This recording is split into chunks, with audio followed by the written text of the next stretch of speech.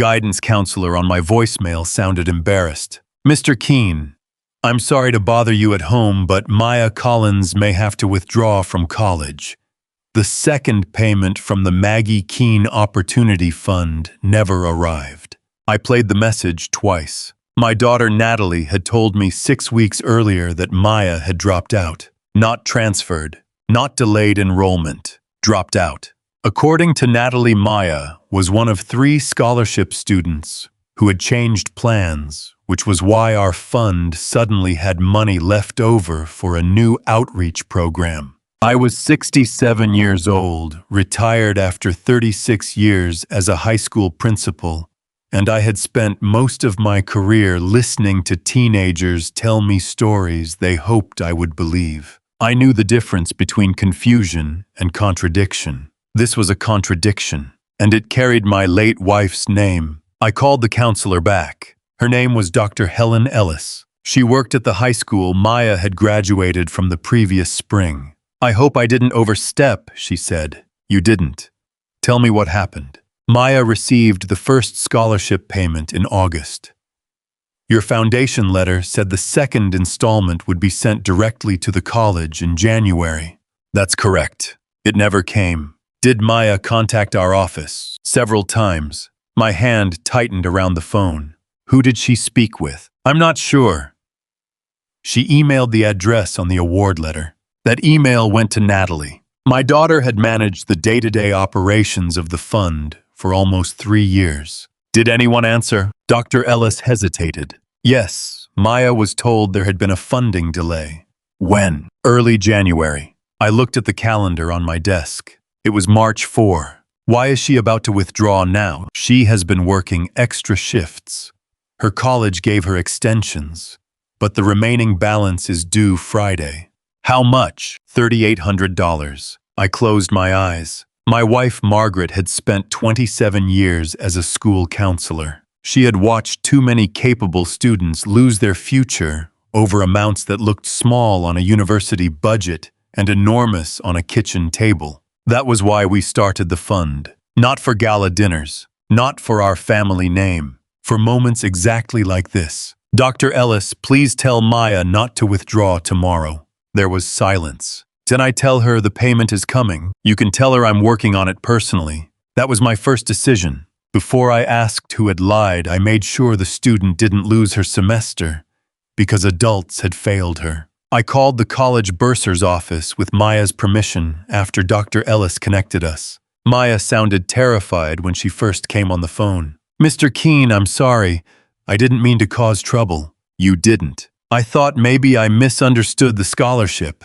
"You didn't." "My mom said I should stop emailing because maybe the fund had other students who needed it more." I felt something hot rise behind my ribs. "Maya, listen to me. That scholarship was awarded to you. You did not take it from anyone." She started crying, quietly, the kind of crying people do when they have been trying not to panic for too long. "I paid the outstanding balance myself that afternoon. Not from the foundation, from my checking account. $3,800. The college confirmed Maya would remain enrolled.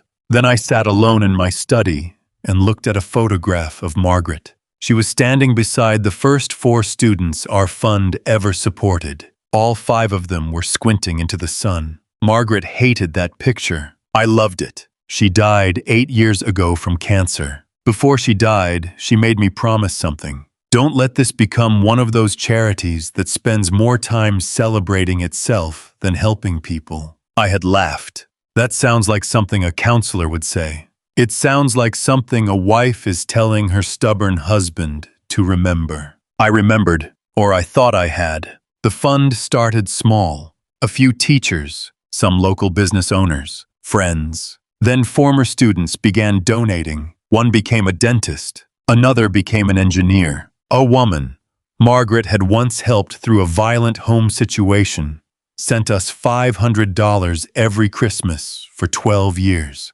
By the time Margaret died, the fund had enough support to provide 6 substantial scholarships each year. Not full rides, enough to change the arithmetic. Tuition gaps, books, housing deposits, transportation. The things that turn I got accepted into, I can actually go. Natalie grew up around those students. She was 42 now, my only child. When Margaret died, Natalie became the person who understood my grief without explanation. For months we ate dinner together every Sunday. Sometimes neither of us spoke much. She would bring Margaret's old recipe box to the table and choose something her mother used to make, usually badly. Natalie inherited my impatience, not Margaret's cooking, but she tried. That mattered to me. Natalie married Victor Russo 7 years before Margaret died. Victor owned an event production company called Russo and Vale Events. Corporate dinners, product launches, fundraisers, wedding installations. I was charismatic and polished, the kind of man who remembered names after meeting someone once. I never disliked him. I never fully understood him either. There always seemed to be a new expansion, a new warehouse, new lighting equipment, a new major client he couldn't name yet. But he treated Natalie well as far as I could see. They had a nice home, 2 expensive cars, no children. They traveled. I figured they could afford it. 3 years before that phone call from Dr. Ellis, our longtime administrator, retired. Natalie offered to help. I already handle event budgets with Victor, she said. This is smaller. She was right about the size. The fund had only 1 part-time employee and a volunteer board. I remained board chair, but I was trying to step back. Retirement had taught me that sometimes the hardest thing for a man who spent decades making decisions is letting somebody else make one. So I gave Natalie room, too much room. She modernized the applications, moved donor records online, hired a new bookkeeper, changed our newsletter. Donations increased the first year. I was proud of her. That pride became a blind spot. The first warning came the previous fall. At a board meeting, Natalie told us our cash position was temporarily tight. That surprised me. We had just finished a strong donation cycle. She explained that several major gifts had arrived late, and investment earnings were lower. Nothing impossible. Our treasurer, a retired banker named Sam Leonard, asked whether we should postpone any awards. Natalie said no. We're fine. We just need flexibility. I asked what that meant. She proposed changing the scholarship schedule. Instead of sending second semester payments automatically in January, recipients would confirm continued enrollment first. That's reasonable, I said. Margaret had always required enrollment confirmation anyway. Natalie smiled. Exactly. Then she proposed something else. An outreach initiative, career workshops, networking dinners, professional headshots, interview coaching. Scholarships get students through the door, she said. This helps them succeed once they're inside. It sounded good. Victor's company could provide venues and event logistics at cost. That part bothered Sam. Related party vendor, he said. Natalie's expression tightened. He's offering a discount. I'm not saying he can't. I'm saying we need documentation. She laughed. Sam, you make everything sound suspicious. He smiled. That's why people used to pay me to work at a bank. The board approved a small pilot, no more than $12,000 for the entire year. Every outside contract was supposed to come back to the board. That became clue number 1. The outreach program had a hard limit. The second clue came around Christmas. I stopped by the fund's office one afternoon with a box of donor letters I had found in my garage. Natalie wasn't there. Our part-time assistant, Kayla, was packing envelopes. She looked exhausted. You okay? Yeah. That sounded convincing. She smiled. Just catching up. I noticed a stack of scholarship files on the floor. 3 had yellow sticky notes. Hold. Maya's name was one of them. What's the hold? Kayla looked uncomfortable. Natalie said those students withdrew. All 3. That's what she said. Then why are the files still active? She told me not to close them until she finished the year-end report. That was odd, but not impossible. I asked, did we get withdrawal notices? I assume so. Assume. A word administrators use when they do not actually know. Before I could ask more, Natalie arrived. She hugged me, saw the files, then looked at Kayla. Dad, what are you doing here? Dropping off letters. She immediately moved the scholarship files onto her desk. Maya Collins withdrew, unfortunately. What happened? Family issues, I think. Margaret had taught me not to pry into student circumstances unless necessary. So I didn't. I told Natalie I was sorry to hear it. That became clue number 2. The third clue was so ordinary I almost forgot it. In January, Sam called me. Did we change the board approval limit? No. I'm seeing a lot of small payments. What kind? Program vendors. How small? 2,000, 2,200, 2,450. Under the 2,500 secondary approval threshold. Exactly. Who? Different names. I asked whether the amounts were legitimate. Could be. I just don't like patterns that seem designed around a rule. I told him to raise it with Natalie. I did. She said the outreach pilot required multiple specialized vendors. Photographer, catering, printing, venue setup, transportation, career materials. She sent invoices. Sam was satisfied enough to let it go. So did I. That was clue number 3. Separate invoices, just below the approval limit. At the time, they looked annoying. After Dr. Ellis called, they looked deliberate. I did not confront Natalie that night. Instead, I pulled Margaret's old scholarship binders from the cabinet beside my desk. Margaret loved paper. She trusted computers about as much as she trusted vending machine sandwiches. When we established the fund, she insisted each scholarship have a 3-part award certification. 1 copy for us, 1 for the recipient's school counselor, 1 for the receiving college. The system was old-fashioned. Natalie had complained about it for years. Mom designed this when people still faxed things. Yes, we can store everything online. Yes. Then why are we keeping carbon copies? Because your mother will haunt me if I throw them out. Natalie used to laugh at that after Margaret died. I kept the system partly because it worked, and partly because touching those forms felt like touching her handwriting. Each award certification listed the amount, payment schedule, student acknowledgement, and the counselor who verified the application. If a student withdrew, the file was supposed to include written confirmation from either the college or the student. I opened Maya's folder. First installment, paid. Second installment, blank. Then I found the withdrawal notice. It was an email printout from Maya. It said, "Due to family circumstances, I will not continue enrollment for the spring semester. Thank you for your support." I read it 3 times. Then I looked at the email address. It wasn't the same address on Maya's original application. Close. 1 character different. Her real address ended in M. Collins 27. The withdrawal email came from M. Collins 72. That did not prove fraud. People have multiple email addresses, but I photographed both. The next morning I called Maya. "Did you ever email the fund saying you were withdrawing?" "No." "Did you use an address ending in 72? "No." "Are you sure?" "Yes." She sounded frightened again. "I only have 1 email." "Okay. Am I in trouble?" "No." "I need you to hear that again. You are not in trouble." I called Dr. Ellis. She still had the counselor copy of Maya's award certificate. She emailed it to me. Then she told me something else. Maya had not been the only student asking questions. Another former student, Jordan Price, had contacted her in February. His second payment had also been delayed. Natalie had told me Jordan withdrew.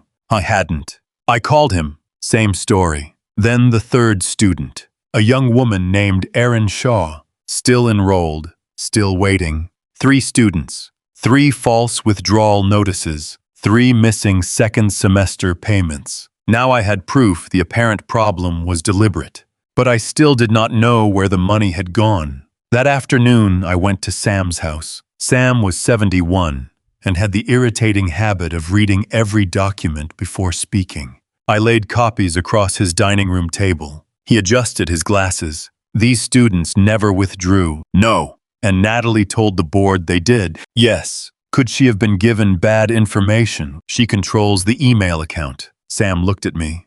"That wasn't my question."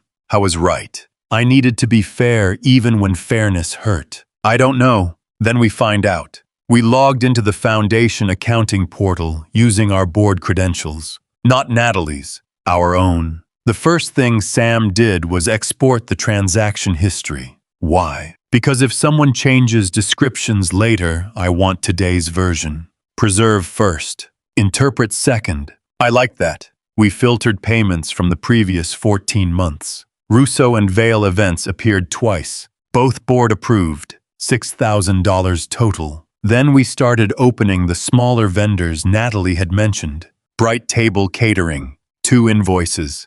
Career Frame Photography, 3. Pathway Print Solutions, 4. Northbridge Student Transport, 2. A company called Elevate Workshop Services, 5. Individually nothing looked enormous. Together they totaled more than $47,000. Sam leaned back. That's not a $12,000 pilot. No, maybe some belong to other programs. We don't have other programs. He looked at the invoices. Who approved these? Natalie. Most were below $2,500. A few were just under $5,000 but split across consecutive days. Then Sam noticed the addresses. 3 different vendors used the same suite number. Could be a shared office, I said. Could be. We searched state business records. Bright Table Catering was legitimate. Career Frame Photography was real. Northbridge Student Transport existed.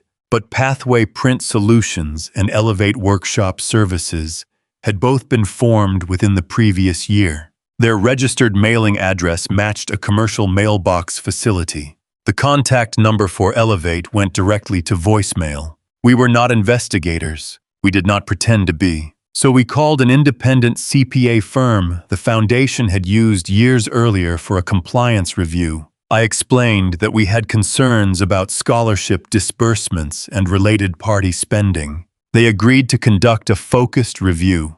That was my second consequential decision. I stopped treating this like a father trying to understand his daughter. I treated it like a board chair protecting students and donor money. The CPA asked us not to alert anyone until records were secured. Sam and I requested read-only backups of the financial system and cloud document archive, all within our authority. We changed no files, deleted nothing. That night Natalie called me. Did you pay Maya Collins's tuition? I stared at the phone. How did you hear? The college contacted us about the scholarship account, so she is enrolled. Silence. Then Natalie said, Dad, I can explain. I'm listening.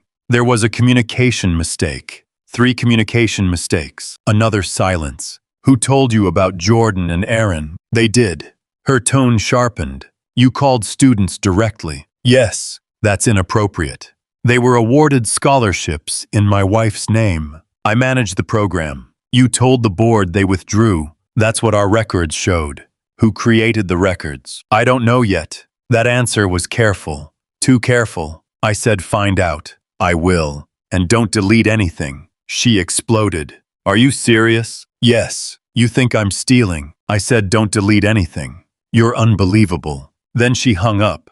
The next morning she sent me a 12-paragraph email. The explanation was polished. Scholarship confirmations had been mishandled during a staffing transition. Student messages were accidentally attached to the wrong files. Payments were temporarily delayed because program spending exceeded projections.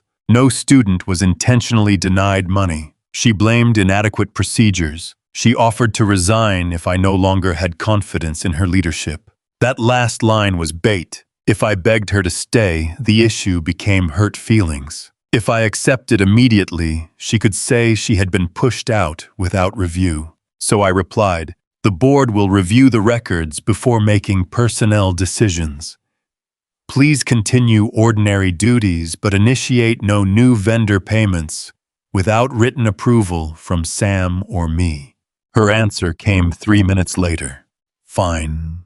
Victor called that evening. I had never called me about foundation business before. Tom, Natalie is devastated. I'm sorry. She thinks you believe she stole money. I'm reviewing missing scholarship payments. She dedicated 3 years to that organization. I know. You're treating her like an employee. She is an employee. She's your daughter. She's both. Victor was quiet. Then he said, you know how much work she's done for that fund. Yes. How many donors she brought in. Yes. How many events we provided below costs. That phrase caught me. We, my company. Russo and Vale, obviously. Victor, the board approved 2 contracts with your company. Right. How many events did you provide? Another pause. Several. What does several mean? He laughed uneasily. Tom, I'm not going to do an audit with you over the phone. Neither was I. I said goodnight.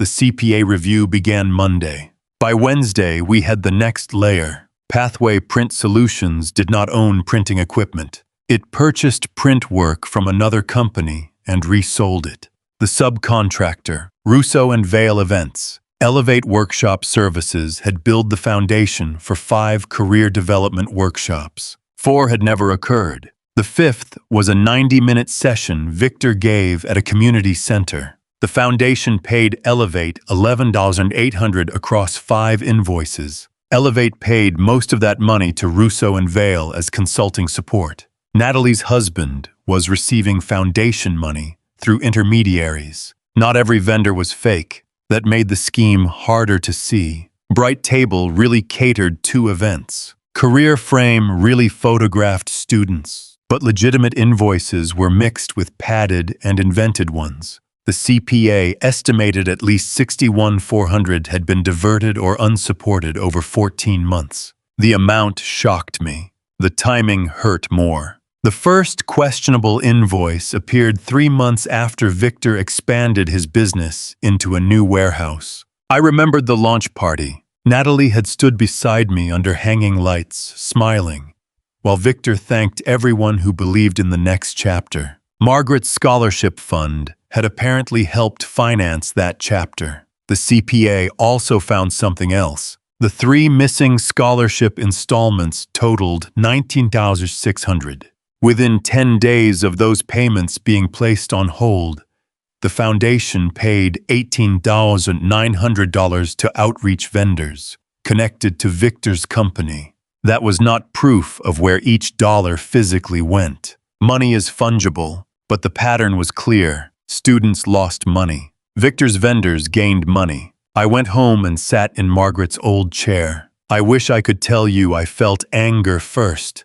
I felt shame. I had introduced Natalie to donors. I had praised her work. When Sam questioned small invoices, I told myself he was being overly cautious. When Kayla looked uncomfortable about the scholarship holds, I trusted my daughter instead of asking one more question. I had spent a career telling teachers that systems fail when good people assume somebody else is checking. Then I had done exactly that. My phone rang. Natalie. I let it ring twice before answering. Dad. Her voice sounded different, smaller. We need to talk. Okay. In person. Tomorrow. Tonight. I looked at Margaret's photograph. All right. Natalie arrived alone. She had been crying. She sat at my kitchen table. For a few seconds, neither of us spoke. Then she said Victor's company had a terrible year. I said nothing. We lost 2 huge clients. Still nothing. I had equipment leases, warehouse payments, employees. Natalie. I'm explaining, then explain the scholarship checks. She closed her eyes. I thought I could replace the money. There it was. Not everything. Enough. How much? I don't know. The accountants think $61,000 is unsupported. Her face went pale. It's not that much. How much? Some of those were real services. How much did you knowingly move? She started crying again. Maybe 40,000. She nodded. I felt physically sick. You created fake withdrawal emails. No, Natalie. I didn't create them. Then who did? She looked away. Victor handled some of the documentation. That answer told me more than she intended. You let him access student files. Only names and schedules. Those files contain private information. I know. No, apparently you didn't. She slammed her palm on the table. Stop talking to me like I'm 16. Then stop asking me to believe 16-year-old excuses. The words came out sharper than I wanted. She flinched. I took a breath. What happened? She stared at the table. Victor was going to lose the warehouse. So his company would collapse. And our house was tied up in some of it. I hadn't known. What do you mean? We refinanced. I signed guarantees. When? Last year. You never told me. You would have judged us. I'm judging you now. She started to stand. Sit down. She looked at me. For once, she did. I lowered my voice. Did you hold those students' money because Victor needed it? It was temporary. That is not an answer. Yes. The word barely came out. I looked toward the empty chair where Margaret used to sit. Did you think about what would happen to them? I thought we'd replace it before tuition deadlines. You didn't. I know. Maya was going to withdraw. I know. No, you know now. Natalie covered her face. I messed up. Messed up is sending the wrong check. She looked at me through her fingers. I never meant for anyone to lose school, but you knew that was possible. She didn't answer. Then she said something that changed how I understood the entire betrayal. You always cared more about those students than you did about us. I stared at her. What? Mom, too. That's not true. Every dinner, every fundraiser, every crisis. Some kid needed books. Some kid needed bus money. Some kid needed a recommendation. And we were supposed to understand because Mom was saving people. Natalie, no. You asked why I could do it. That's part of why. She was crying, but the resentment underneath it was old. I built a whole monument to Mom after she died. Everyone talks about what she gave students. No one talks about what it was like being her daughter. I had no quick answer, because some of that pain could be real. Pain does not become false just because the choices made from it are wrong. I'm sorry you felt second, I said. She looked surprised, but Maya did not create that wound. Natalie's face hardened. Victor is my family. So was Margaret. I know. And those students were our responsibility. You don't understand what it feels like to watch your husband lose everything. No, I leaned forward, but you apparently decided it was acceptable to make 18-year-olds lose something instead. That ended the conversation. Natalie left without hugging me. The next morning I called Sam and the CPA. I told them Natalie had acknowledged redirecting scholarship money. I did not embellish. I did not claim she confessed to every invoice. The board placed her on administrative leave. Victor and his company were barred from receiving further foundation work. Then we audited every current student award. That was my third consequential decision. We did not spend the next week only investigating the past. We protected the students first. Jordan received his missing payment. Erin received hers. Maya's award was restored, and the foundation reimbursed me for the emergency tuition payment after the board formally approved it. We contacted every current recipient directly. No others were missing money. Then we contacted donors, not with gossip, with a controlled notice that the foundation had identified financial irregularities, suspended certain personnel and vendor relationships, and commissioned an independent review. Sam worried donations would collapse. Some did. 2 donors paused contributions. One demanded his money back, but others surprised us. A former scholarship recipient named Anthony Reed called me. Margaret had helped him 16 years earlier. I was now an orthopedic physician. Mr. Keene, are the students covered? Yes. Then fix the rest. That was it. No speech. He doubled his annual contribution. Others stayed. Trust was damaged, not dead. Natalie hired an attorney. That hurt in a strange way. I knew she needed one. I also hated receiving a formal letter from someone representing my own daughter. Her attorney argued several disputed payments had legitimate program purposes. That was partly true. He argued the board had approved an outreach initiative. Also true.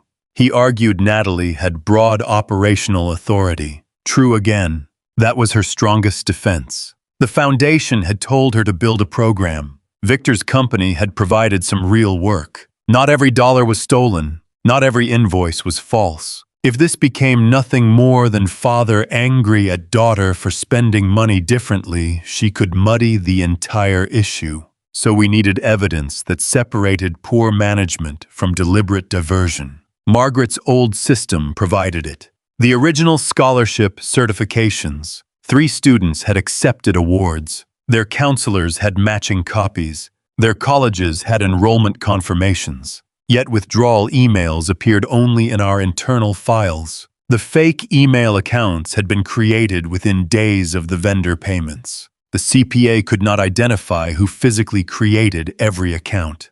But the documents were uploaded using Natalie's administrative login. Then we found the detail that broke the defense. Kayla, our assistant, remembered something. She called me from the office. "Mr. Keene, I think I know why those student files bothered me." "What?" "Natalie told me not to contact their schools." "When?" "January." "Why?" "She said privacy rules changed, and all confirmations had to go through her." "Do you have that in writing?" "I think so." She searched her email. There it was. A message from Natalie. For Maya Collins, Jordan Price and Aaron Shaw, do not contact counselors or colleges directly.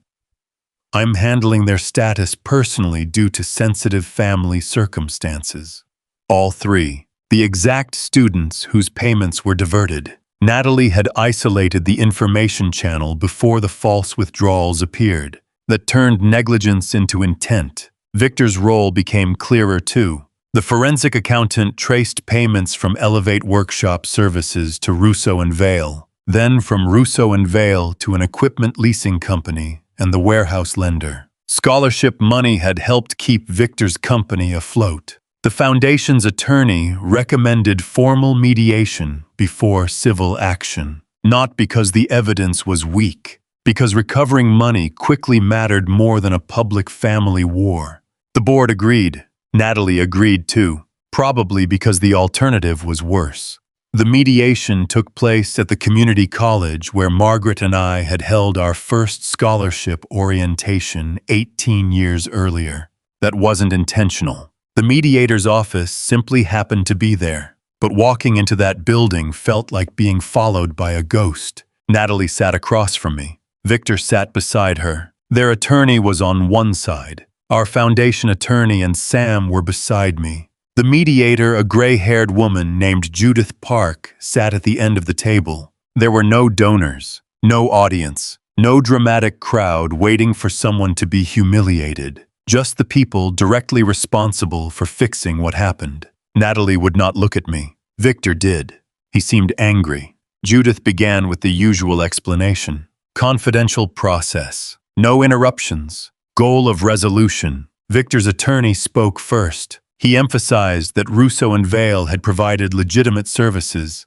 I had photographs from 2 events, contracts, receipts, attendance lists. Mr. Russo's company did not fabricate the entire outreach program. Nobody claimed it had. Then he argued Natalie believed she had discretion to shift unused scholarship funds toward student services. That word, unused. I looked at Natalie. She kept her eyes on the table. Our attorney placed the 3 award certifications in front of Judith. These funds were not unused. Maya Collins, Jordan Price, Aaron Shaw, all enrolled, all eligible, all owed second semester payments. Then came the fake withdrawal notices. Victor leaned toward his attorney and whispered. Judith compared the email addresses. Natalie finally spoke. I did not create those accounts. Our attorney nodded. That remains disputed. Victor relaxed slightly. Then Sam placed Kayla's email on the table. Do not contact counselors or colleges directly.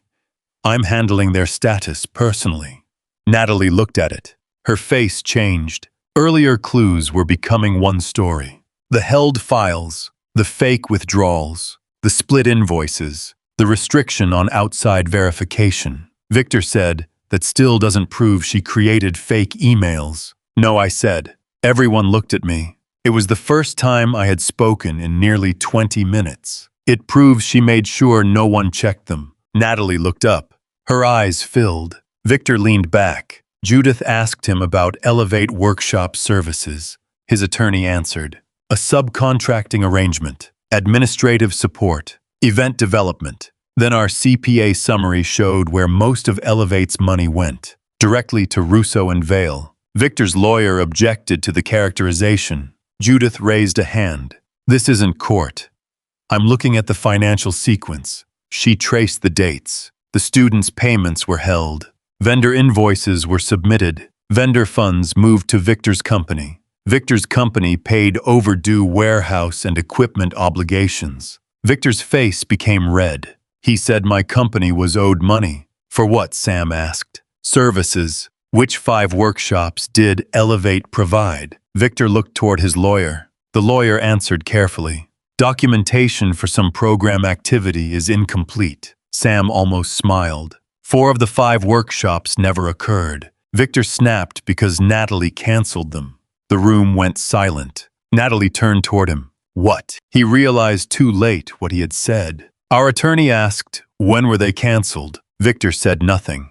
Natalie stared at him. You told me Elevate had already incurred costs. They had. For events that never happened. They planned them. You told me we owed them. Victor's lawyer put a hand on his arm. Let's take a break. But the damage was done. Natalie had knowingly redirected scholarship money. Victor had apparently lied to her about some of the vendor obligations. That did not make Natalie innocent. It did destroy the last version of the story, where all the payments represented legitimate services. After the break, Natalie asked to speak. Her attorney whispered something. She shook her head. I want to say it. Judith nodded. Natalie looked at me. I knew the scholarship payments were supposed to go out. I didn't move. I held them. Victor stared at her. She continued. I thought Victor needed 30 days. Her voice trembled. I thought we could use the money, get through the warehouse problem, then replace it before anyone was hurt.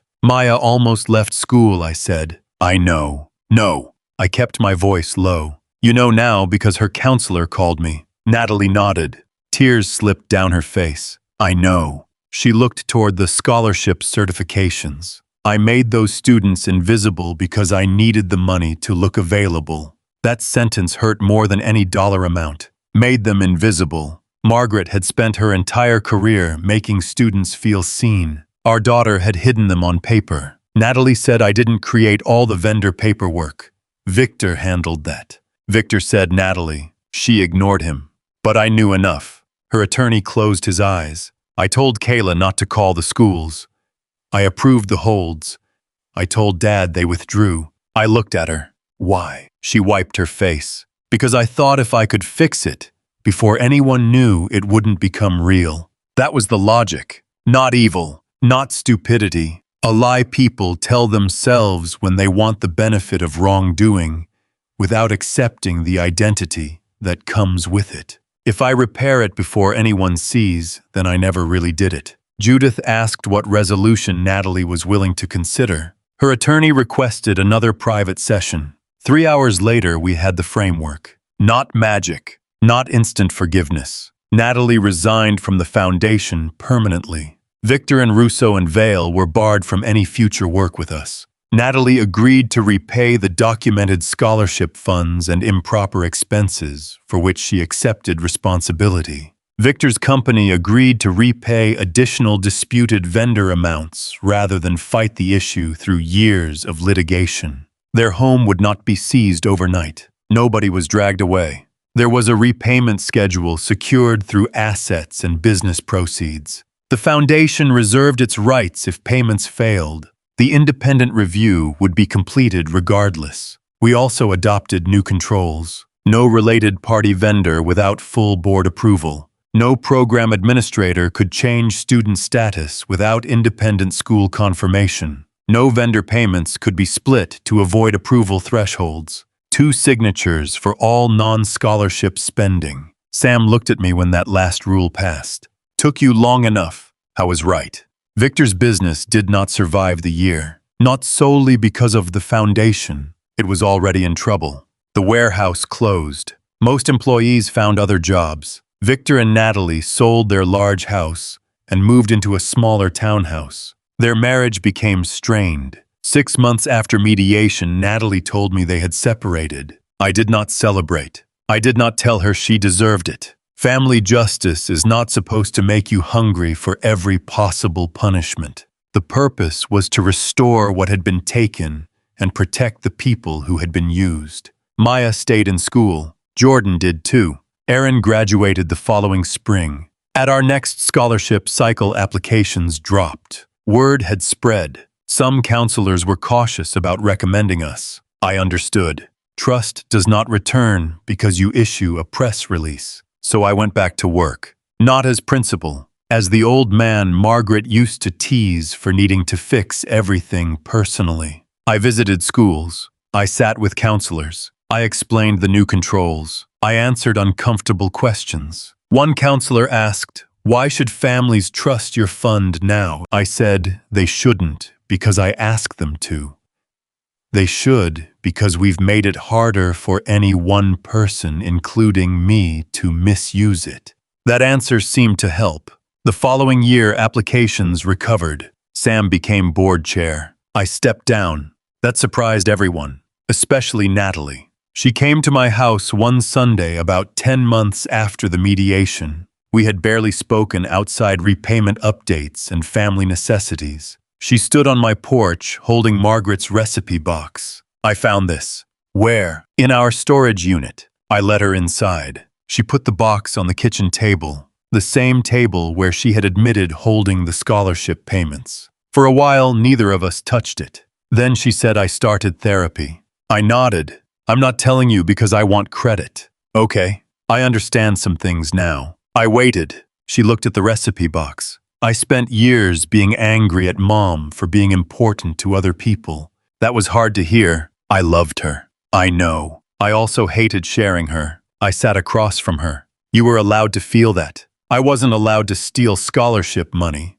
"No." She gave a small, painful laugh. "No." Then she said, "I blamed the fund for something I never told either of you." "What?" "That sometimes I needed Mom and she was helping somebody else." I looked down. Memories rearranged themselves. Late-night calls, emergency student meetings, weekends Margaret spent helping families fill out college forms. The times I told Natalie, "Your mother will be home soon." Maybe soon had not always felt soon to a child. "I'm sorry," I said. Natalie looked surprised again. "You don't have to apologize for her. I'm apologizing for me." She swallowed. "I don't want you to think that's why I did what I did. It might be part of why. I did it because I was scared. And because I wanted to save Victor. And because I thought I was smarter than the rules." "That sounds closer." She nodded.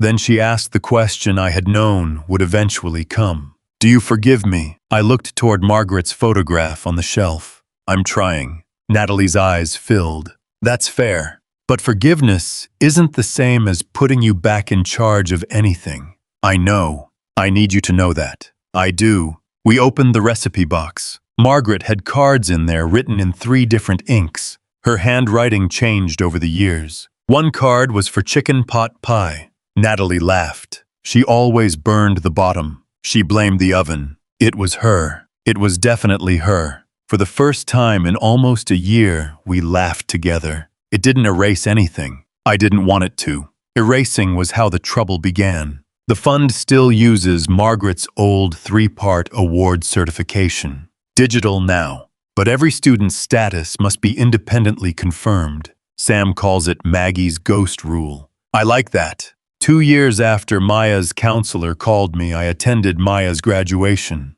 She found me outside the auditorium. Cap crooked, family everywhere. She hugged me. "You didn't have to come." "Yes, I did." Her mother shook my hand.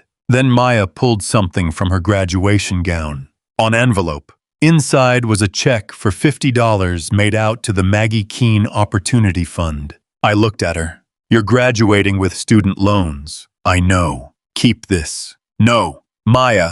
She smiled. "Dr. Ellis said Mrs. Keene used to tell students to send the elevator back down." That sounded exactly like Margaret. I took the check. Not because we needed $50. Because Maya needed to give it. There is a difference. A month later, Natalie made another repayment. Then another. She has never missed one. We have dinner sometimes. Not every Sunday. Trust came back in pieces. Small ones. A phone call she said she would make and actually made. A repayment arriving on time. An uncomfortable truth offered before I had to ask. No grand restoration. No speech where everything became normal again. Maybe normal is overrated. The relationship we have now is more honest than the one we had before. And the fund is stronger, not richer, stronger. Because I finally understand something Margaret understood from the beginning. Good intentions are not controls. Family is not oversight. Trust is not a substitute for verification. And rules are not insults to honest people. Sometimes rules are how honest people protect each other from the moment they become desperate enough to stop acting honest. The counselor's voicemail is still saved on my old phone. I don't play it often, but I never deleted it. One sentence changed everything. Maya never got her check. That missing check exposed fake withdrawals, hidden vendor payments, a failing business, and a resentment my daughter had carried for most of her life. But the most important thing it exposed was my own mistake. I thought protecting Margaret's legacy meant protecting the organization with her name on it. I was wrong. Her legacy was the students. The organization only mattered if it served them. So when my daughter forced me to choose between protecting the family from embarrassment and protecting the young people we had promised to help, the choice hurt. But it was never complicated. Margaret had already made it for me years earlier. See the student, send the money, keep the promise. Everything else comes after. If you believe family loyalty should never require betraying innocent people, subscribe and share your thoughts below.